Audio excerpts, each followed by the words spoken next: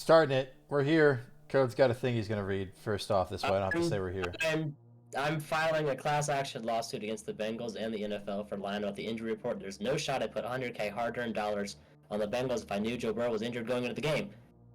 This Oh committee owes shit! me an apology.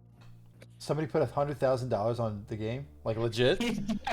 Yeah, that was actually me. If I did end up putting 100K dollars on the game, then you wouldn't see me here. But Um, well, no, that was Dave Portnoy on Twitter 32 minutes ago. So we just wanted to be who the fuck is that? I don't know, some Some random on fucking guy. Twitter. Or just, yeah, so just some fucking guy. Even Camp said that though. The gambling company was gonna be the ones that are Uh, pissed off about this. So yeah, I mean, yeah, like, what's the thing? They didn't disclose any details about it, and it's like, man, I don't know, you get off the bus and you've got that on, it's like maybe just tweaked it at the house, but yeah, I did it doing that's dishes. super fucking shady. Yeah, And then go figure, he injures it on. Thursday night. We're here with Morgan.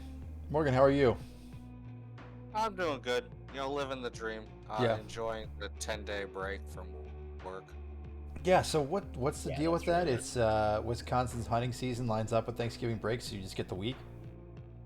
Yeah, it's deer hunting season. So everybody's celebrating deer hunting, so you get the whole week off.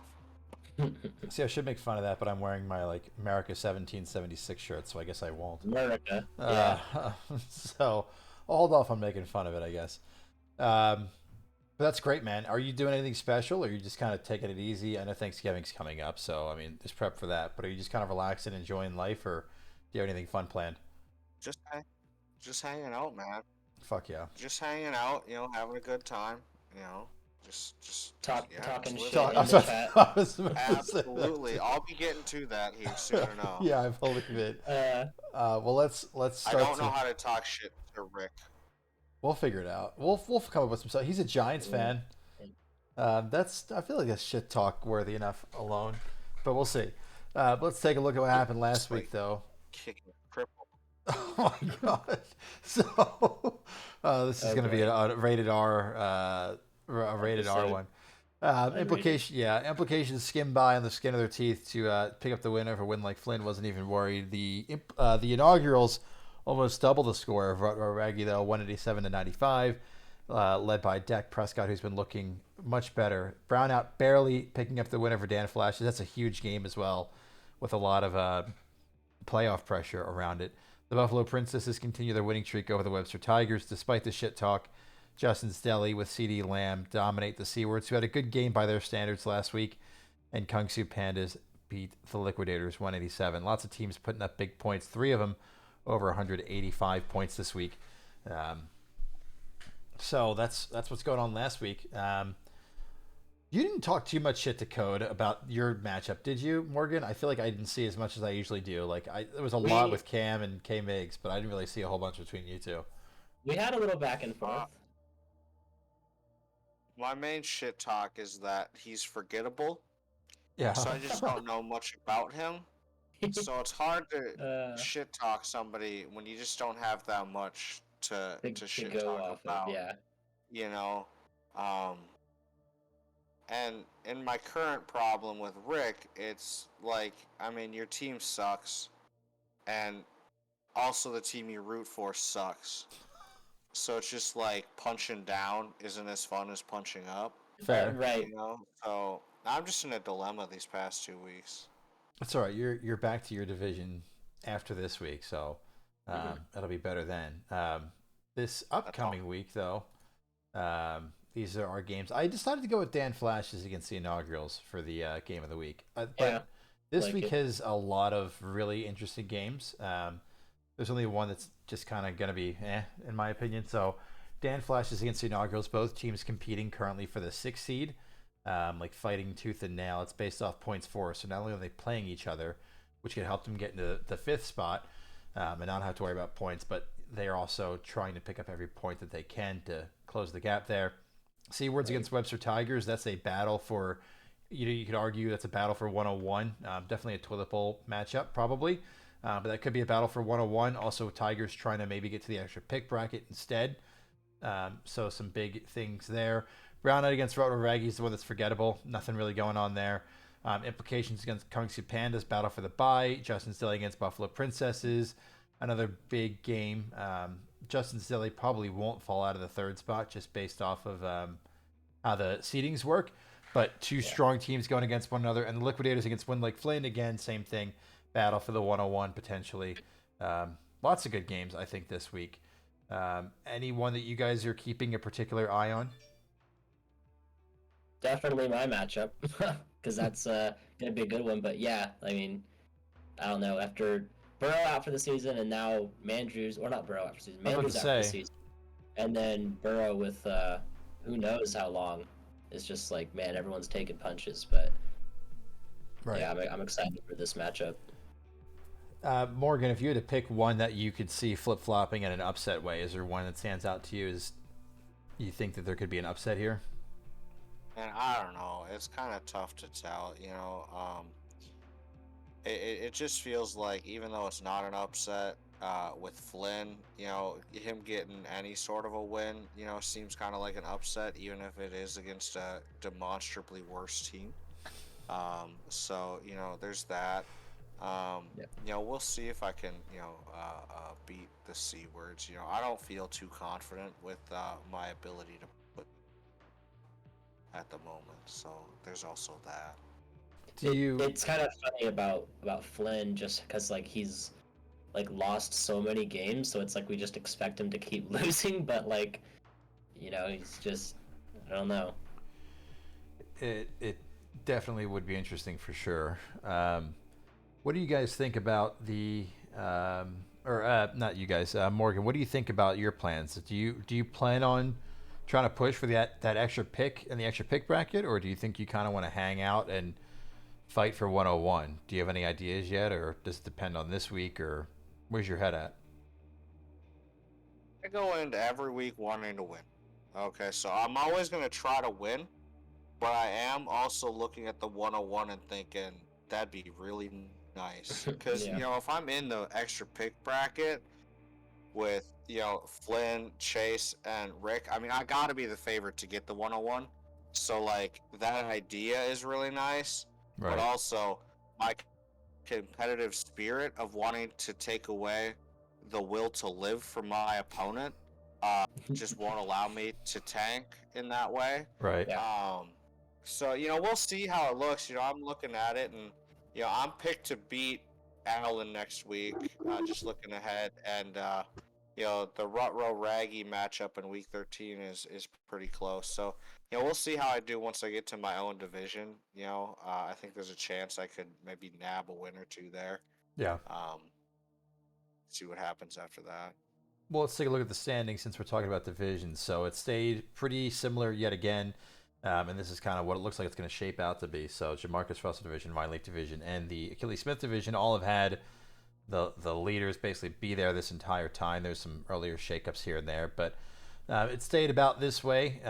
The Kungsu Pandas remain in first place, with Brownouts getting close to them at 14-6. Cam Hoon and the Inaugurals have been playing well recently, and they're now 12-8. And we see Wind Lake Flynn still down there at the bottom at 3-17. Trying to look back and see at the same time something else. Don't mind me. I'm doing a thing. Brownout does hold the tiebreaker over the Inaugurals. Do they hold a tiebreaker? Who has the tiebreaker with the Pandas? I think the Pandas do. Yeah, so the Pandas have the tiebreaker over Brownout. So if both teams end the same way, the Pandas would have it, unless, of course, Brownout beats the Pandas in their rematches. Jamarcus Russell division stayed the exact same. Dan continues to be mid as hell at 10-10. And then 14-6 for the Deli, the opposite for the Tigers, and Ruggy at 8-12. And then the Achilles Smith division has a 2-horse race between the Implications and the Princesses. Implications hold the tiebreaker there for now, but we play again, obviously, at some point in time. The Liquidators and the C Words very far out of it. Not after this week, but after next week, we'll do a really, really deep dive on what the playoffs look like, and the best case and worst case scenarios for each team. It's just a little too early to do that with how many different things could happen. But this is what everything looks like if it ends today. So we a little bit of a shift there with Dan Flashes in the inaugural. So with Cam Hoon having more points than Dan, he moves into that spot there in the number 6 seed. So He has 1,486 points to Dan's 1,483 points. So 2.5 Yeah. points difference between, the inaugurals and Dan Flash's. So this game huge for the win-loss record, but also huge for just the points for, because again, Yeah. top 5 teams make the playoffs. Top team from each division, seed 1, 2, 3. Everybody else grouped together is 4, 5, and then most points for is seed 6. Could be interesting. So Yeah, I mean it's just gonna be tough for the inaugurals to make it with Pandas and Brownout unless they keep putting up those points. right, And yeah, like 3-point lead over Dan. I know we keep saying Dan's team's mid, but it's like he still puts up pretty good points for every week. Like he almost beat Brownout last week. So right. yeah, it's a tough race to the finish. Currently, points leader is the Implications, followed by Brownout, followed by Justin's Deli, and then it goes Kung Fu Pandas, Dan Flashes. Kung Fu Pandas, Inaugurals, Dan Flashes, then Buffalo Princesses, then the Webster Tigers. By the way, interesting the points for versus the record, but that's the world we live in. Yeah. Morgan, any predictions? If you had to say one, if I told you I'm from the future and I knew that one thing shifted on this, any predictions on what you think it might be?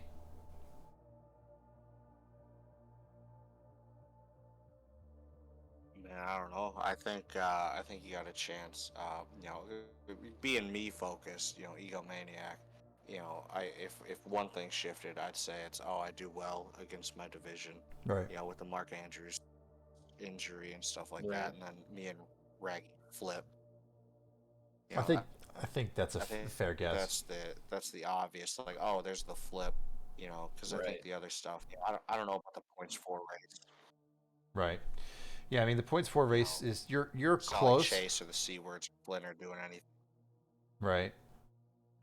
Let's see. Just for fun, the points for race, you're about 180 points behind that points for race. So you'd have to put up a 40 plus points every single week against the inaugurals or Dan Flashes. So I think that'd be difficult to catch up to, unfortunately. But it's still possible, especially with the injuries that are happening and all that good stuff. But I agree. I think that if something's going to flip here, I think it'd be Raggy and the Tigers. Raggy needs to stay in that bracket, though. From what I remember, he's got nothing in terms of picks this year. So I think that if he falls out of that extra pick bracket, he's in trouble to at least regain some value. Oh, he has codes first, so that does nothing. My first and then Dan's first. Yeah, and second. Dan's second. Yeah, so I think that his best interest would be to try to stay in that extra pick bracket. Him falling all the way down to the toilet bowl bracket doesn't do very much for him. But No, and actually, I mean, the Liquidators have his first. So yeah, if he gets into the toilet bowl and then like wins, technically he's just helping Chase. So yeah, and he gets that. I mean, he'll move Chase's pick up from 6 to 5, but he'll also pick up 1.13. So there's something there. But we'll see. Yeah. All right, let's talk about what we're doing this week. So this week, what we talked about doing, we were trying to float some ideas out there in terms of things that'd be fun to look at or talk about. And so we ended up settling on looking at upcoming free agents. I think it's an interesting topic just now that teams will either have a lot of money to spend in the free agent draft or not much money to spend, or they're negative already in cap space, like 1, 2, 3. 3 teams are, so there should be more free agents this year, and it should be more exciting than it was in the past. And I know, Morgan, you sent a big list, but what we'll do is we'll just filter. So we'll go to this page, filter. That's all good. Years remaining on contract. We'll check just the one. So this is every single expiring contract. Why does it not seem like a lot? I think it's just the big names, maybe. 'Cause I know that, yeah, a lot of people have a ton of 1-year deals, but oh, I know why. Years remaining, blanks and ref, go away. yeah, It's because I don't have everything checked here. that makes sense. Yeah, if you check the ones, maybe. Yeah, this was I don't know what I was doing, but I use this page a lot. I think this is a really fun Oh, way yeah. to look at the league and Look at contracts. Yeah. yeah. So that makes more sense. That's everybody. So this is all of the expiring contracts for each team. Each team we know as of the rules right now basically has 4 re-signings. Right? There's 3 that you get, and there's the restricted free agent one as well. I think I'm definitely going to be the champion of we should change the way that it works, and it should be different contract moves, not just 3 like you should be able to have 2 RFAs if you want to. Yeah. But that's a whole conversation for a different day. Let's just go team by team, and kind of see who we think might be a free agent, who might be let go, and just kind of have a conversation about it. I think it'll be fun. So let's do this. Whoops. Let's do this. Well, we can really just do this. Let's do this. Yeah, and just Hold on. see if we can move it around and expand it. There we Make it a little go. bigger so we can actually see shit. I'll just do this. Fuck it. Yeah, and if you just scroll, there we go. Yep, that'll do it. All right, so here's what we got. So the blue team is Dan Flash's. So these are all the contracts that he currently has expiring. Can you guys see that okay on your end, by the way? Oh yeah, yeah. Okay. Yep. Good. Sweet. So these are all the contracts that Dan has expiring. The ones that I'm seeing right away that are potentially scary for him would be these top 3. Derrick Henry, Aaron Rodgers, Amari Cooper. There's nothing else that really jumps out. I mean, you can go ahead and maybe say Taysom Hill is something to look at. Lazard, barely. MVS, not really. Ferguson for sure. Moss maybe if he's. I mean, I know he's not really doing much now with Taylor, but it's like he's still a handcuff. Yeah, he's still a and really that's good pretty cheap handcuff. for one. Yeah, and Yeah. so re-signing him would cost. Is it the +5? I don't think it's +5 the first year they're re-signing. I'm pretty sure it's just 1.2. I thought it was for veterans, but not the rookies. But yeah, I don't remember. Pull up the You've rule got book real that. fast. Yeah, let me Yeah. let me dive through my 87-page rule book here. But Zach Moss would either be $4 or $9, depending on if he's a +5 after re-signing. Let's see. Re-signing 4 players in your contract. RFA. Yeah. Who gives a shit? Nobody reads this. 2 players. Its current seller increases by $5 or 120%. Okay, so Zach Moss would go up to $8. So Zach Moss would be $8 in year 1. So let's do this. So we think maybe Zach Moss. We think maybe Jake Ferguson. We think maybe Taysom Hill, Lazard, these guys. So obviously you can't hang on to all of these. What do you guys think? Who do you think would become a free agent here? I think Ferguson. I think you have to re-sign Ferguson, right? I mean, unless Morgan has a comment to add, I think it's got to be Ferguson just because of the cost efficiency for that. I mean, it's like starting tight end of the Cowboys. We know Dak loves his tight ends. Yeah. And that was $6 year 1. Yeah, it's like an ancillary piece in that big trade for the one that everybody AJ hated Brown. on. It's that's a great asset. A 24-year-old tight end that's starting for the Cowboys. He's playing snaps, running routes, catching touchdowns. For $1, it's that's probably the most obvious re-sign here. I think so too. I think that let's see what Taysom Hill would cost. So Taysom Hill would go up to 18. I think you let him go. I think you've got to hang on to Amari Cooper. I don't know. I would think that Lazard would walk. Taysom Hill would walk. He's just got. Morgan? Would you pay Derrick Henry and Aaron Rodgers another year, or do you? And they'd be expensive as shit. So yeah, I don't think he can. He's only got 155. So unless he trades away pieces, he's got Kupp and Taylor, and it's not like he wants to get away from that. Russell Wilson, is there. So there's 3 big contracts going into next year: are Cooper Kupp, Jonathan Taylor, and Russell Wilson. So it's right. Unless you want to dump out of one of them, you're not giving yourself any sort of wiggle room if you want to, re-sign either of those guys, because I don't think you can do both. Yeah. In his current situation. Yeah, That's literally more than he has. So, I don't think if you're going to re-sign one of the two, I think you go with Rodgers, because I don't know about Derrick Henry. I'm not trying to, Tyjae Spears is getting, it seems Yeah. like more and more action, more and more opportunities. And Right. I think that, I think he's in the last year of his actual contract. So part of me wonders, are the Titans going to kind of dump out of him?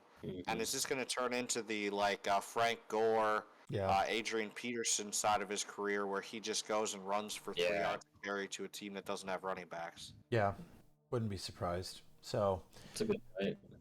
yeah, should be exciting to see. Let's move on to our next team just for the sake of time. But I do agree. I think Derrick Henry becomes a free agent of some kind, or maybe it's a sign and trade type thing for Dan. But I mean, let's pretend you have cap room, right? So I think we don't have to pretend, right, Morgan? I think you're one of the teams. Well, you've got 165. Derrick Henry, if he's re-signed, would cost $138. Is anybody paying $138 for Derrick Henry next year? I don't think so. I like Henry, but I don't think I'm paying $138. Yeah. Should I be think interesting. during the off season of last year, Henry was on my roster, and I had contemplated like giving him like a 2-year deal, and now I'm like glad that I did not. So Yeah. All right, let's move on. So the gray team is the Webster Tigers. So please, feel free to spoil or not spoil anything on what your plans are. But you made a point when we did our trade for Javonte, which I'm not regretting yet, but I'm awfully close to it. You mentioned getting J.K. Dobbins, and just because you didn't have any of the re-signs, and he's going to have some value. I don't think he's going to be as valuable as he was for sure. But Dobbins, Davis, and Madison are the big three here that really stand out to me. Jonnu Smith, tight end number 1 on the Falcons, also there. Wicks, the wide receiver. Austin on the Steelers if they get it together. But there's no big name losses for you. For me, it'd almost be curious as to see which one you would want to use for your RFA. Do you think you would resign? I mean, again, I don't want to. If you don't want to spoil things, I get it.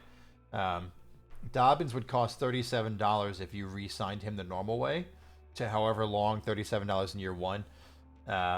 Would you do that, or would you consider using a restricted free agent tag to see how much money he would cost? That's probably something I'd have to look at.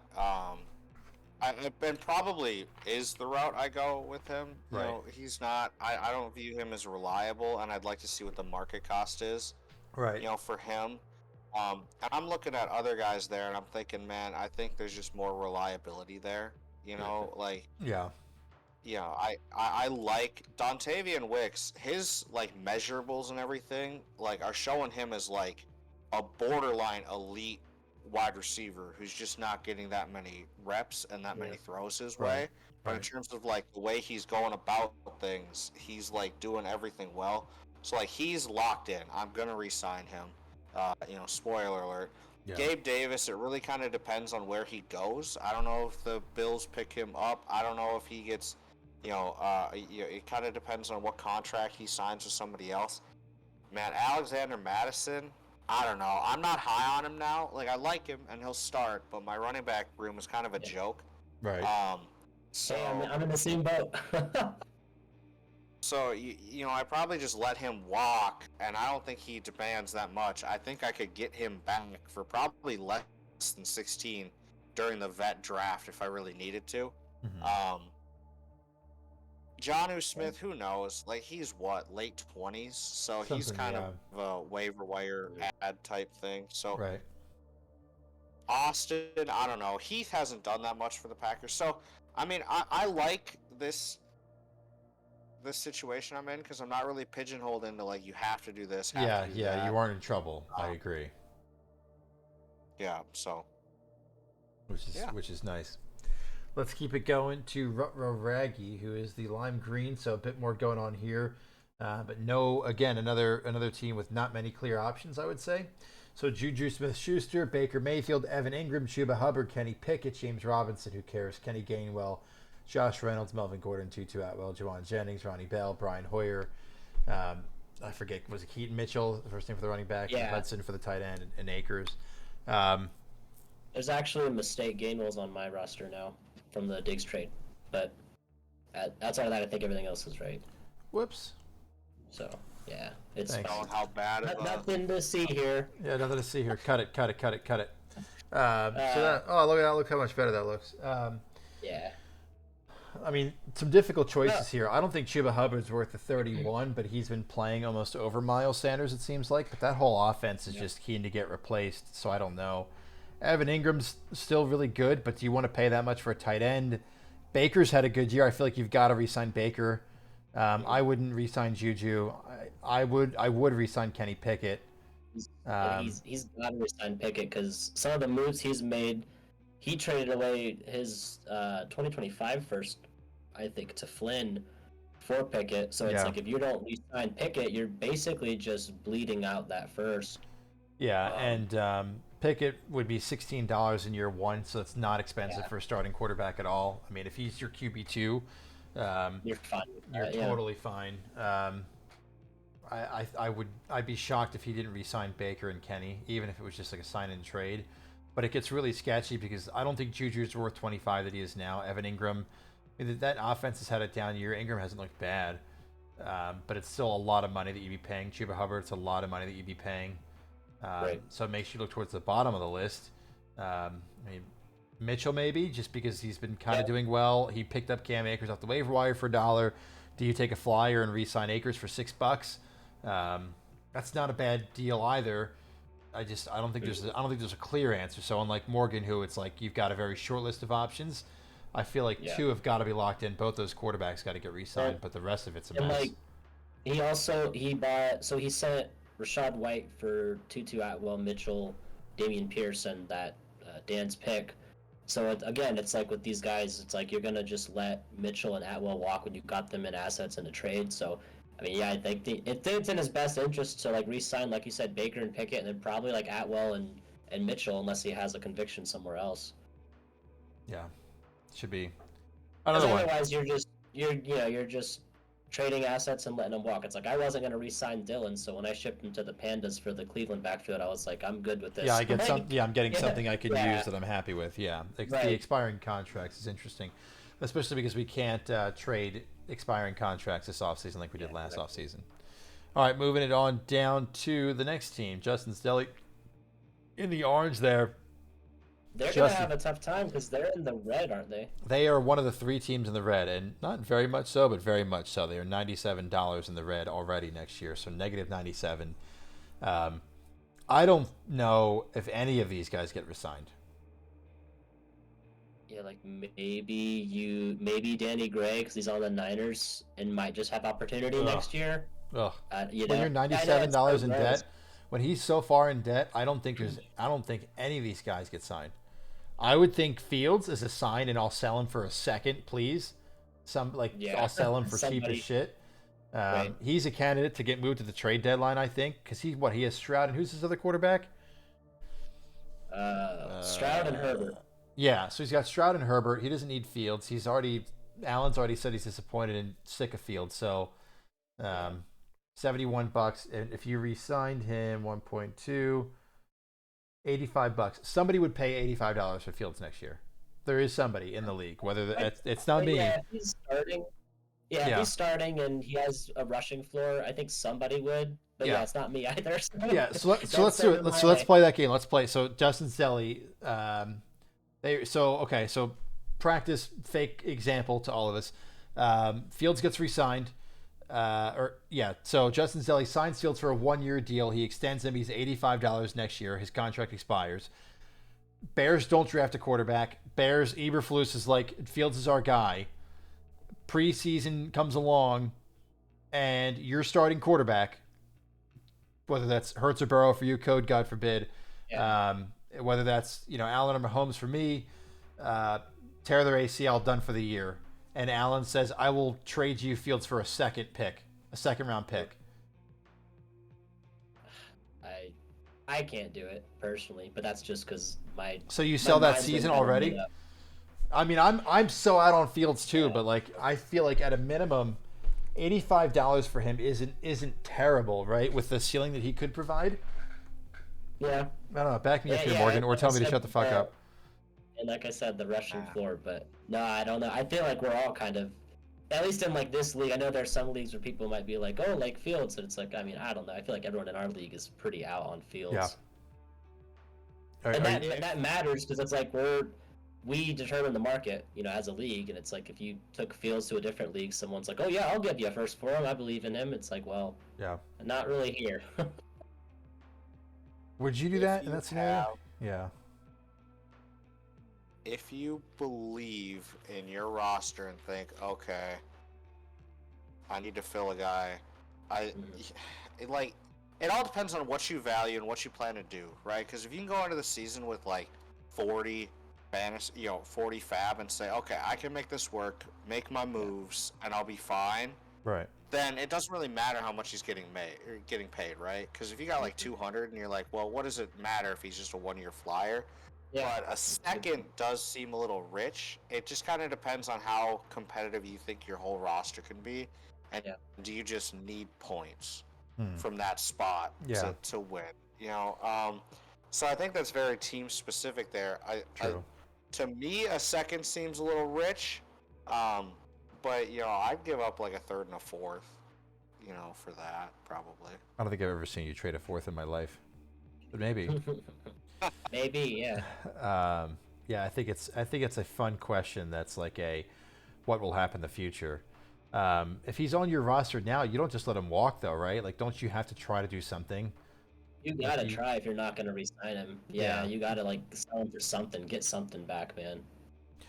Let's move on to Brownout. I think we're actually going to make this a two-parter just because we're already at the 30-plus minute mark. So we'll probably do half the league with us, and then we'll do half the league next week if our guest joins us next week or something. But this is a really fun one as well. So we'll try to hide the spoilers from Kung Fu Pandas. So Brownout this is the position that Brownout's in. Brownout's that pink. So Garrett Wilson, Tua Tagovailoa, Saquon Barkley, Tony Pollard are the big four names here. Do you re-sign all four of them? I mean, Tyquan Thornton, Josh Kelly, Ahmed, Tolbert, you know what I mean? So do you re-sign all those, or are you worried about paying Saquon that much?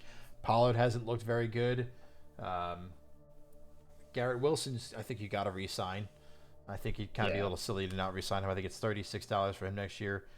Tua might hold out. If he doesn't hold out, he'll be paid $59. Yeah. That's a big wrench in the plans, I suppose, if he tries to hold out. Yeah, but what do you think, Saquon? Saquon 1.2. Whoops, 73 times 1.2. Saquon would cost $88 next year. Yeah, I really wonder if he's regretting doing that 2 firsts for Saquon move last year. Because it's just like, man, I don't know.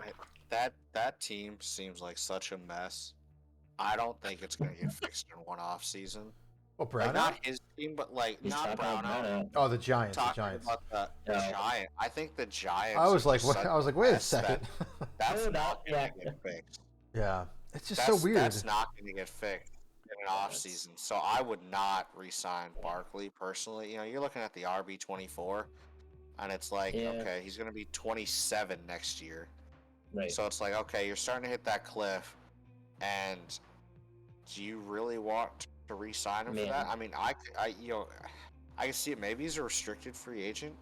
See if you can get him for lower. Yeah. Maybe you're looking at the $40-$50 mark. I don't know much about Pollard. I don't watch the Cowboys because fuck them boys. Amen. True.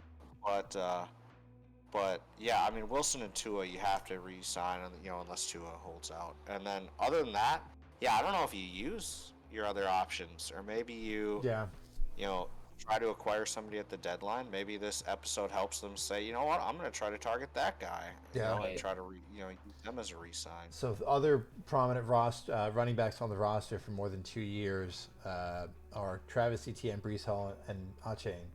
So it's not like Brownout's like, well, shit, I don't have any running backs, so I need somebody. Yeah. But I almost couldn't imagine someone letting Saquon Barkley walk away.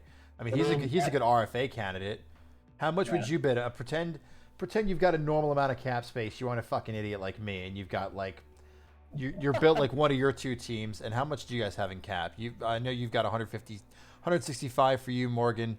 Code, you've got 70. Let's pretend Saquon's an RFA. How much do you think you're probably bidding on Saquon?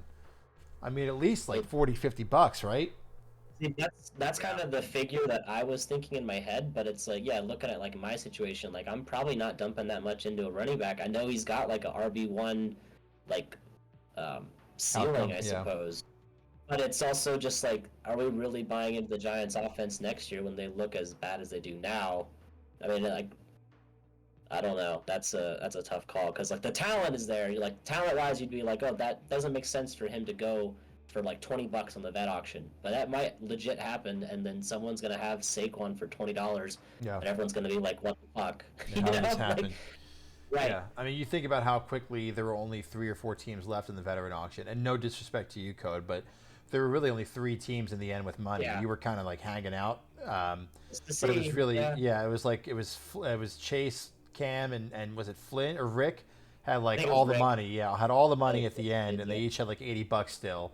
So it's like imagine like they can outbid anybody. I mean, Chase outbid everybody on everything else to make sure he got it to sell it, and it worked. So it's an interesting. Really interesting. I think it'll be fun to see what happens with Saquon there. Let's move to our last team we're going to do on this episode. It's the Kung-Fu Pandas. They've got a bit of a longer list than the other teams do. They've been playing the waiver wire game like me. The only person who's really cut off here is Jameis Winston. So is he really even a person? Let's fix that real quick. If he starts, he is. I know he'll throw like 3 picks, but he'll also throw 3 tutties. So. Oh my god, wrong button. Yeah, that's the truth. Let's see. All right, so that's the roster for the Kung-Fu Pandas of everybody expiring this year, and there's some choices here too. Geno at 57 is expensive. Yeah. Trey McBride at 26 for a tight end is expensive. AJ Dillon, do you re-sign that? Waller. Waller. He's held on to Huntley as the handcuff to Lamar. Lamar kind of got banged up. Do you re-sign Huntley on his own? Do you let him go as a free agent and hope that you can pick him up for cheaper? Tyreek at 57. How long do you extend him for with how long he plans on playing? Zach Wilson, he is technically a quarterback. Donta Foreman's looked good. Darren Waller, you already mentioned. I think you let Dalvin go for 3. I think you let Jameis go for 12. But there's still some interesting choices here. Some of these guys of do you really believe in them or do you not believe in them? And that's where I think it'd be fun if we switched up our contract process where, AJ Dillon, no, I don't want AJ Dillon on my roster. $41 times 1.2. He'd be $49, but if you can use a restricted free agent tag on him and kind of change potentially the year one cost or let it be open to the market, it's interesting. Or it ends up being what happened with Derek Carr. Yeah. Get him for $5. It's like, hell yeah, I'll do that for $5. But then you add the big cap hit on it. It's just like, okay, that kind of changes things. I will say, like, I don't know what he's gonna do with Hill, but like, you can't let a slate breaker guy like Tyreek Hill off the team. You know what I mean? So like, I don't know how he's gonna handle that, but like, I would imagine he's gonna get re-signed, RFA'd or something, because like the dude could get 40 points any given week, and like that's just. You can't beat that in fantasy. $68 would be the cost of Tyreek Hill next year. And when did Tyreek say he's retiring at 30 years old? Is that he's got one more year left after this or whatever the hell? I don't remember when he said, but it was like a couple more years of that. Man. He's incredible.